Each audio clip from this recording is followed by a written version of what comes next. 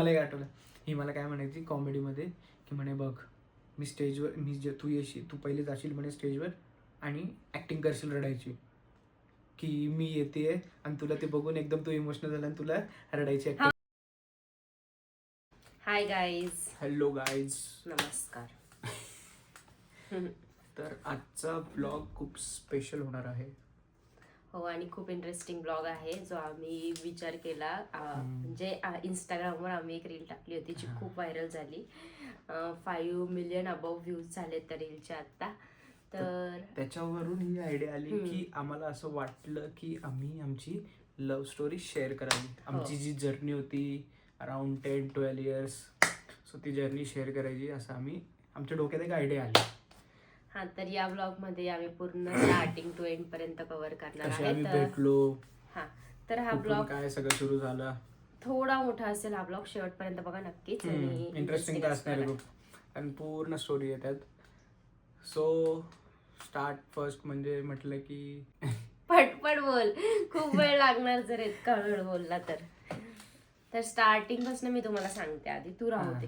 स्टार्टिंगला काय झालं होतं, जेव्हा आम्ही 10th ला होतो, 10th ला मी एक क्लास जॉईन केला होता ज्याचं नाव होतं, सांगू ना नाव? भरपूर चालू असेल की बंद असेल आता माहित नाही. बंद झाला तो क्लास. तर सागर क्लास म्हणून क्लास होता ज्याच्यात मी जॉईन केलं होतं आणि यांनी पण जॉईन केलं होतं तिथेच. मी पण तिथे ऍडमिशन घेतलं होतं रॅन्डमली, असं काही फिक्स नव्हतं. पप्पा अचानक एक दिवशी म्हटले होते की बाबा चला आता 10th तर व्यवस्थित आपण कोचिंग वगैरे करू, कारण नुकतंच मी शिफ्ट झालो होतो, 1 वर्षच झालं होतं मला, म्हणजे सोलापूरहून संगमनेरला शिफ्ट झालो होतो मी. आणि आम्ही 9th आला आणि 10th पासून यांनी तो क्लास जॉईन केला, सागर क्लास. मी पण फर्स्ट टाइमच जॉईन केला होता. तर मग जॉईन केल्यानंतर खूप 6 महिने होऊन गेले असतील अराउंड, आहे ना.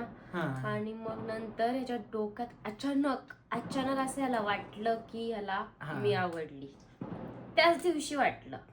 आणि बाकीच्या दिवशी फुल मुलांसोबत बसून काही पण टाइमपास करायचं. हिची ऍक्टिंग करून दाखवायचं, कशी हसते ही, असं तसं हिची ऍक्टिंग करून दाखवायचं. पण तेव्हा पण काय आमची ओळख नव्हती, बिलकुल ओळख नव्हती. हा, ओळख तर नव्हतीच. म्हणजे ठीक आहे, म्हणजे मी पण त्या क्लासमध्ये असं होतं की मला पण खूप हाय स्कोअर वगैरे असायचे आणि तिकडे फुल असं ट्रॉफी वगैरे पण द्यायचे.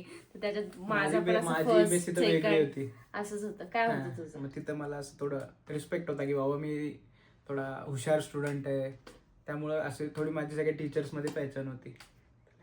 हा, कधी येत पण नव्हता. आणि माहितीये तुम्हाला कधी क्लासला येणार नाही, येणार तर असंच कधीतरी दिसणार 15 दिवसात ना आला, याला जमायचंच नाही. आणि हे मला नंतर कळलं, म्हणजे की मी एवढं बघायची पण नाही ह्याला, पण मला नंतर कळलं की हा जास्त येत नाही क्लासला.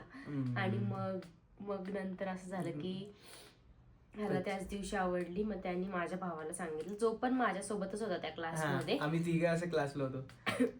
आणि ह्यानी, तू कोणाला सांगितलं आधी? माझा एक फ्रेंड होता. हा, त्याला सांगितलं हे. आणि त्यांनी भावाला सांगितलं, कारण की ते सगळे फ्रेंड्स होते, फ्रेंड सर्कल होतं ते. आणि मग घरी गेलो. होईल ना तुला गरम, आला तर लावते थोडा. आणि मी घरी गेले, माझा भाऊ पण घरी आला. आणि त्यांनी मग मला सांगितलं की तेजसला तू आवडते.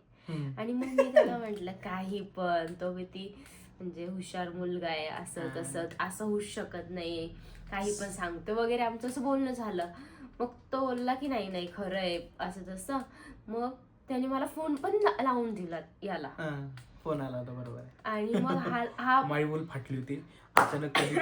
कधीच मला कोणत्या मुलीचा फोन आलेला नव्हता, आणि रॅन्डमली हिचा फोन आला. मी घरी होतो आणि फोन म्हणजे स्वतःचा माझा पण नव्हता, तो असा घरातलाच फोन होता, आणि त्याच्यावर अचानक डार्क माहोल झाला होता माझ्यासाठी.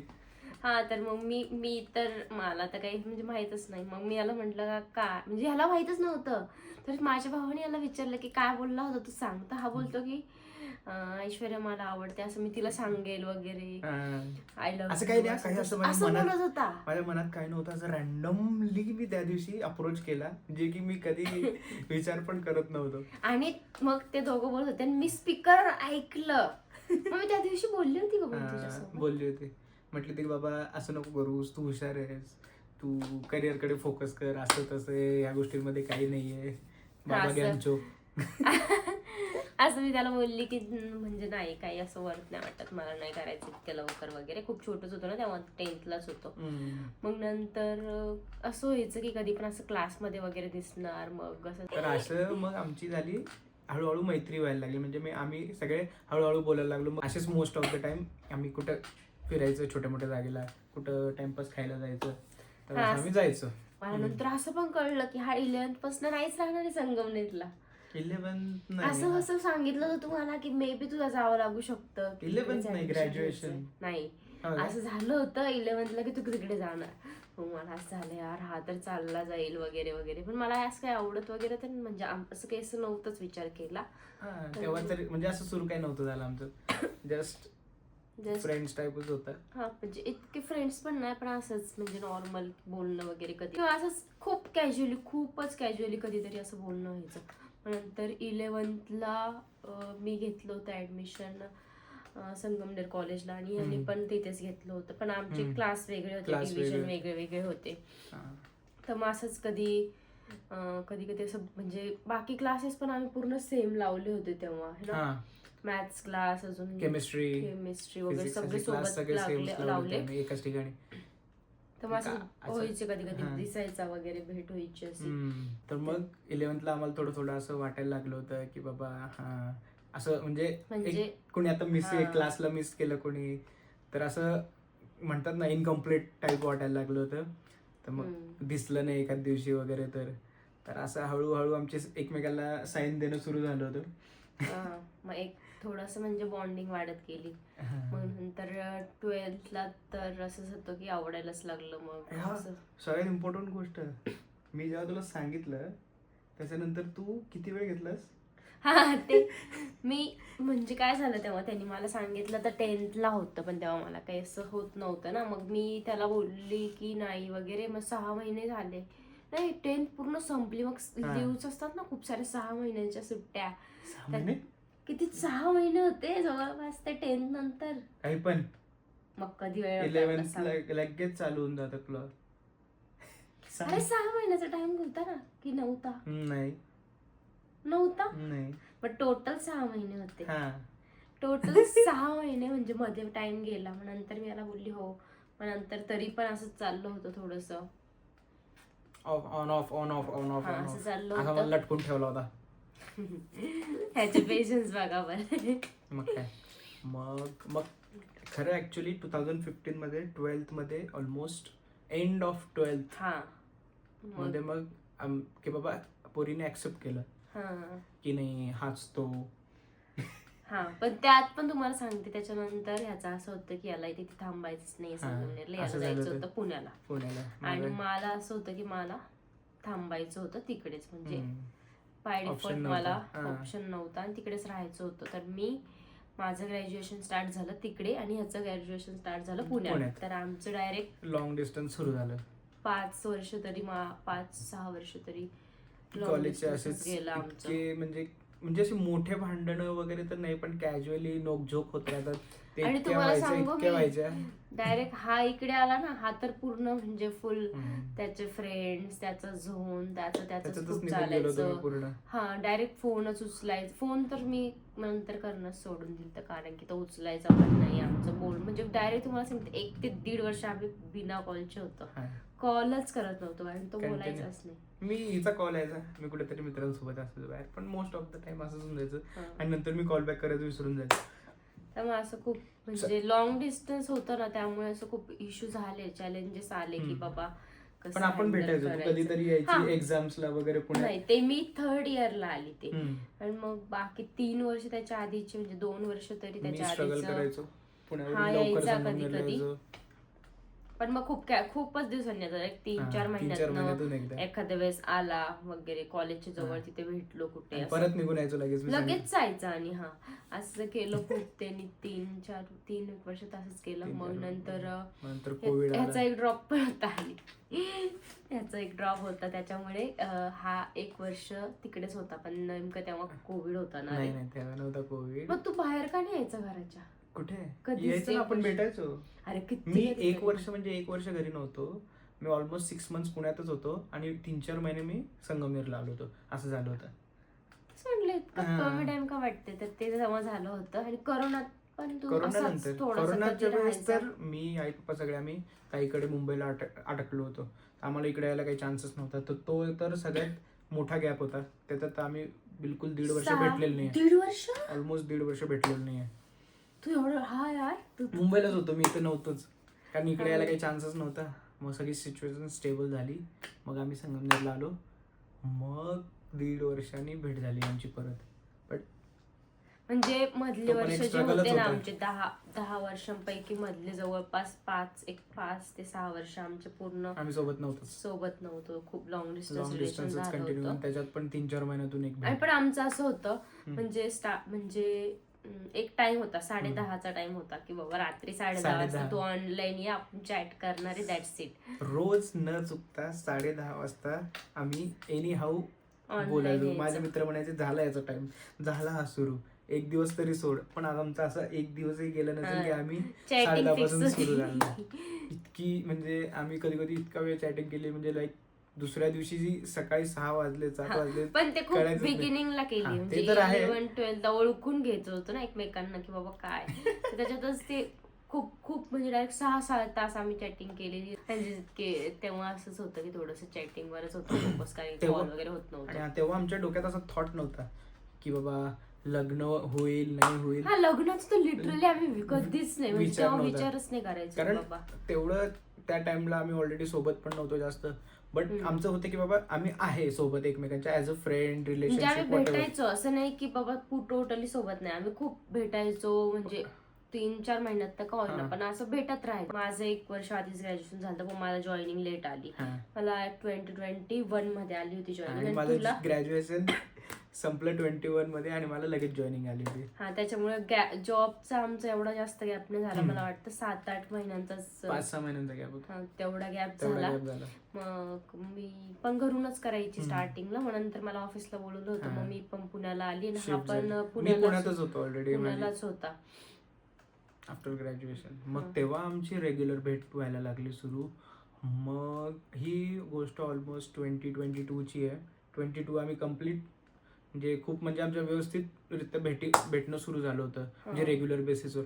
मग नंतर 23ला माझी ताई मला बोलली की हा मग काय प्लॅन आहे, तू कधी सांगणार आहेस घरी.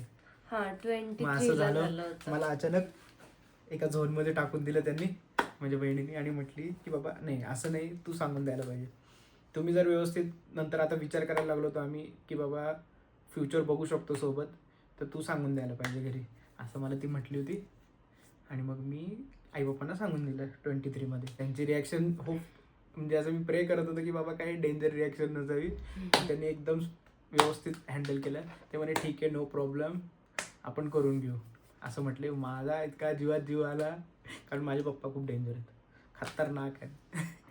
पण तोपर्यंत असं होतं की त्याचे पप्पा पण थोडे नॉर्मलला येऊन गेले होते 2023 पर्यंत, की ठीक आहे, आणि एक्सेप्ट करून घेतलं. आणि नंतर मग माझ्या घरी तर असंच होतं की म्हणजे आता बघायला चालू 24ला सांगितलं ना. हा, म्हणजे असं झालं होतं की 23 पासूनच सांगितलं तू एंडला काहीतरी, दिवाळीच्या वेळेस सांगितलं, 23ची दिवाळी असेल मग तेव्हा. तर पण असं होतं की बघायचं वगैरे आहे, आता बघायला चालू करायचं. तर मला असं होतं की नाही, मला कोणाला म्हणजे नाही बघायचं किंवा सुरू नाही करायचं, कारण की काही युजच नाही ना त्याचा. जर आपल्याला करायचं होतं, म्हणजे आम्हाला होतं की बाबा मग आता करू शकतो ना लग्न, तर मग का असं बघायचं वगैरे, किंवा मग का असं सगळ्यांना हे करायचं ना, त्रास वगैरे द्यायचा, किंवा मला त्यात पडायचंच नव्हतं. असं पण नव्हतं की मला लग्न करायचं होतं आम्हाला 2023 मध्ये, असंही काहीच नव्हतं. पण जस्ट मला असं झालं नाही यार की आता सगळे बघणार वगैरे, ते सगळं मला काही ना काही त्यांनी म्हणजे खूप असं चालू झालं होतं ते सिच्युएशन मध्ये पडायला. लोक विचारायला लागायचे की बाबा आता काय, कधी करणार नाही का ऐश्वर्याचं वगैरे, असं होत होतं. मग घरच्यांना पण खूप असं होतं, बाबा आता जॉबला पण लागलीये, झालेत 1-2 वर्ष, तर मग करून टाकूयात, असं होतं त्यांचं. तर मग मी सांगून टाकलं मग मम्मीला घरी की बाबा आहे. पण तिने घरच्यांना सांगितलं बाकीच्या, कारण की मी तर नाही सांगू शकली, माझी एवढी हिंमतच नाही झाली. 23 नंतर लगेच आला 24. मग काय झालं, मला अचानक आला, ऐश्वर्याने सांगितलं. पण माझ्या घरचे म्हणजे माझ्या घरचे होतं की बाबा म्हणजे त्यांना पण असं फर्स्ट टाइम तर वाटणारच ना की कसं कारण असेल घरात आधी काय. कसं झालं नव्हतं, काय नव्हतं. पण ते तेजसला ओळखत होते, कारण की तेजस आमच्या घरी कधी कधी यायचा. कधी कधी भरपूर वेळ जायचो मी. हा, खूप वेळ जायचो. पण कारण तेव्हा की त्यांना रिअल रिझन माहित नव्हतं की मी का बरं यायचं घरी. हा, मग ते असं व्हायचं समटाइम्स की तो यायचा. मग म्हणजे ते थोडं थोडं त्याला ओळखत होते की बाबा ओळखीतला मुलगा आहे एवढं त्यांना माहित होतं. पण त्यांना म्हणजे गॅपच खूप पडला ना मध्ये इन बिटवीन, की लॉंग डिस्टन्स मुळे आमचा खूप गॅप पडायचा. तर मग त्यांना इतकी अशी आयडिया नाही राहिली त्याच्या बाबत की कोण एक्झॅक्ट तेजस. मग आता म्हणजे काय असेल कसं असेल माहित नाही. मग नेक्स्ट काय झालं की मग नेक्स्ट असं झालं पप्पांचं ऑपरेशन झालं तुझ्या. हा, आणि असं पण होतं मग मध्ये की म्हणजे भेटायला यायचं की तुम्ही या, मग आम्ही येतो, असं तसं झालं खूप नाही का. चालूच होते आणि कोणालाच जमत नव्हतं. आणि नेमकं एकदा असं झालं मग याच्या घरचे तिकडे आलेच होते का कशासाठी तरी आले काहीतरी होते. छोटंसं फंक्शन होतं. नाही फंक्शन होतं, पप्पांचं काहीतरी काम होतं. पप्पांचं काहीतरी काम होतं म्हणून आम्ही पुण्यावरून संगमनेरला आलो होतो. आणि मी आय थिंक आई पप्पांना घेऊन 24 मध्ये शिफ्ट झालो होतो पुण्यात पूर्णपणे. म्हणजे आम्ही सगळे सोबतच राहायला लागलो होतो. तर मग जेव्हा तो आला होता ना तिकडे, तर मग ह्याचे मम्मी पप्पा पण असं बोलले, माझ्या पप्पांचं पण ऑपरेशन जस्ट झालं होतं तेव्हा. तर मग त्यांना पण असं झालं की ठीक आहे भेटून घेऊया. म्हणजे कारण एक कन्व्हर्सेशन चालू होतं, कुठून तरी स्टार्ट करायचं होतं, फॅमिलीचं कुठून तरी चालू करायचं. कारण मी काकांशी बोलतोय किंवा ही घरी बोलतेय असं चाललं होतं. पण डायरेक्ट मोठ्यांचा काही संबंध जुळला नव्हता. तर तो कसा जुळवायचा. आणि मी त्याच्या आधी एखाद्या किंवा 2 वेळेस तरी मी याच्या घरी आलेली होती. कारण की एकदा तर मी मला वाटतं गणपतीला पण आली होती का, गणपतीला आली होती एक वेळेस. बर्थडेला नाही आली मी कधी, असंच कधीतरी असे 1-2 वेळेस मी याच्याकडे आलेली आहे. मग ह्याच्या घरचे तिघं पण आले, सगळे दोघं. आम्ही आलो होतो, आम्ही निघणार तर त्याच्या आधी पप्पा म्हटले की एवढं कॅज्युअली आमची सगळ्यांची भेट झाली. लिटरली मी तुम्हाला सांगितलं, मी टॉप आणि पॅन्टवर होती. म्हणजे मला असं काही वाटलंच नाही ना, कॅज्युअलच भेट होती ती. असं फंक्शनच नव्हता ना तो, आपण जस्ट भेटायला येतो असं सांगून आणलं होतं. तर मी सगळे रेडी होऊन बसले असते. म्हणजे असं काय फिक्स असं हे पण नव्हतं ना की ऍग्री आहेत वगैरे किंवा काय, घरच्यांचं काहीच होत नव्हतं बोलणं. तर मग असंच कॅज्युअलीच मीटअप झालं. पण त्याच्यात सगळं डिस्कशन डायरेक्ट, म्हणजे असं ते बोलण्यात डायरेक्ट आमच्यावरच आलं सगळं की बाबा की आता काय मग तुमचं कधी ऑपरेशन राहिलं बाजूला, आमचं लग्नाचा विषय मध्ये तेव्हा तसं झालं. मग सगळे असं बोलायला लागले की कधी करायचं वगैरे, कसं करायचं, काय करायचं, मग तुम्ही कसं करणार आहे दोघं वगैरे, सगळं असं बोलणं. म्हणजे प्रॉपर सुपारीत कसं बोलणं असतं तसं आम्ही तिथे सुरू झालं लिटरली. आणि फोटो मिळाले ते वर अटॅच करते की तेव्हा कसं आउटफिट वगैरे किंवा कसं झालं मी ते अटॅच करते. जुलैची गोष्ट आहे, 24ची. मग नंतर असं ठरलं की बाबा, मग नंतरच ठरलं की आम्ही तुमच्या घरी एकदा येणार वगैरे. बरोबर, सिक्वेन्स चुकला. पण तेव्हा पण असं झालं की म्हणजे नंतरच झालं की ते जमलंच नव्हतं. मग नंतर असं झालं की आमच्या घरच्यांना तर इकडे यायला नव्हतं जमत. मग असं कधी ठरलं म्हणजे एखाद्या नाही तेव्हाच दिवाळीच्या आसपास ठरलं की सुपारीचं. नाही तसं नाही ठरलं. तेव्हा ठरलं होतं की बाबा तुम्ही तिकडे येणार घरी, पुण्याला येणार संगमनेरवरून, आणि तिथे काहीतरी बोलून घेतील. जनरली असं होतं ठरलेलं. बट ते काय पॉसिबल होत नव्हतं. आणि ह्यांच्या मोठ्यांमध्ये परत बोलणंच होत नव्हतं. कारण खूप प्रॉब्लेम होत होता. तो सगळ्यात मोठा आमचा प्रॉब्लेम झाला की बाबा कन्व्हर्सेशन एका पॉइंटला थांबून जायचं, पुढे सरकतच नव्हतं, पुढे जात नव्हतं. आणि आमचं पण असं होतं की आम्हाला पण असं म्हणजे एवढं पण नव्हतं फास्ट करायचं आम्हाला असं होतं की ठीक आहे यार करूयात 2 वर्ष. शेवटी एक दिवशी माझी एकदम डोक्यात अचानक विचार आला. म्हटलं ऐश्वर्या, एक तर मग म्हटलं माझ्या डोक्यात आता आलंय तर आपण करूनच टाकू म्हटलं सुपारी. कारण हे कारण की जाणच नव्हतं होत ना, मस्त होतं की सुपारी आपण करून घेऊया. आणि मग सुपारीची डेट वगैरे कसं आहे, सुपारीची डेट तर कसं ठरलं की बाबा, मग आम्ही काय केलं, मग घरी थोडं बोलायला लावलं ऐश्वर्याला की म्हटलं सुपारी करायचीच प्लॅन करूयात. तर त्याच्या हिशोबाने म्हटलं तुम्ही काही डेट्स काढून आणा. घरी सांगितलं, डेट्स काढायचं सुरू केलं. आम्ही काय केलं होतं, आम्ही फोन करायला लावला भाऊजींना. माझे मोठे भाऊजी आहेत गजानन भाऊजी, त्यांना ऐश्वर्याच्या काकाला फोन करायला लावला की बाबा आता हे आपण पुढे नेऊ गोष्टी सुपारी वगैरेसाठी, तर तुम्ही डेट्स काढून ठेवा, आम्ही पण आमच्या डेट्स घेऊन येतो की बाबा कधी करायचं लग्न त्या हिशोबाने. तर असं झालं. आम्ही नोव्हेंबरमध्ये ठरलं होतं जायचं, पण ते पण कॅन्सल होतच होतं. बट फायनल डेट आमची ठरली 24 नोव्हेंबर, राईट. कुठेतरी गोष्ट पटकन पुढे सरकली. सुपारी झाली, खूप मजा आली सुपारीमध्ये. सुपारीचा पण एक छोटासा व्हिडिओ ऑलरेडी आम्ही टाकून ठेवलेला आहे. डायरेक्ट एप्रिलची डेट निघाली, फायनल झाली ती नंतर. म्हणजे बाबा 19 एप्रिल डेट निघली मग. आणि मग म्हणजे असं झालं की बाबा उन्हाळ्यातच लग्न करावं लागलं. मग नंतर आलं लग्न. सगळ्यात बेस्ट सीन काय वाटतं मला, जेव्हा तुम्ही मंगळसूत्र घालता आणि सिंदूर लावता, तो क्षण कधीच विसरू शकत नाही. खूप म्हणजे खूप. आणि मला तर माहितीच नव्हतं आधी की वैदिक मध्ये असं म्हणजे मंगळसूत्र आणि कुंकूचं वैदिकला असतं, हे मला माहितच नव्हतं. मला असं म्हणजे काय माहिती, मला माहितच नव्हतं. तेव्हा मला कळलं की यार हे आता मला खूप भारी वाटायचं तेव्हा. तर अशी आमची होती शॉर्ट नाही लॉंग, माहित नाही किती मिनिटचा ब्लॉग झाला होईल हा आमचा. पण बघा म्हणजे बघत आले असतील. ऑन दॅट नोट चला आता एंड करूया हा ब्लॉग. कसा वाटला हा ब्लॉग तुम्ही सांगा, नक्की आम्हाला कमेंट मधून सांगा. आणि तुम्हाला जर वाटत असेल ना आम्ही की या टॉपिक्स वरती ब्लॉग केला पाहिजे किंवा काय टॉपिक्स असतील तुमच्या डोक्यात तर ते तुम्ही सजेस्ट करा. आपण तेही बनवायला बघू. आणि सगळ्यात आणि म्हणजे ती रील कोणती मी तुम्हाला सांगते ज्याच्यात जे ती मी या ब्लॉगच्या शेवटी मी ती वाटलं स्पिन करतो. तुम्ही जर नवीन असाल तर तुम्ही हा व्हिडिओ इथपर्यंत पाहिला म्हणजे तुम्ही नवीन असाल तर तुम्ही चॅनलला सबस्क्राईब करा, लाईक करा आणि शेअर करा. आणि तुमची काही लव्ह स्टोरी असेल तर ती आम्हाला तुम्ही कॉमेंटमध्ये सांगा. येस. आणि तुम्हाला काही क्वेश्चन्स असतील तर आम्हाला विचारा, आम्ही त्याच्यावरती एक नेक्स्ट ब्लॉग बनवू. So stay tuned. Bye bye. Bye bye. Lovelies.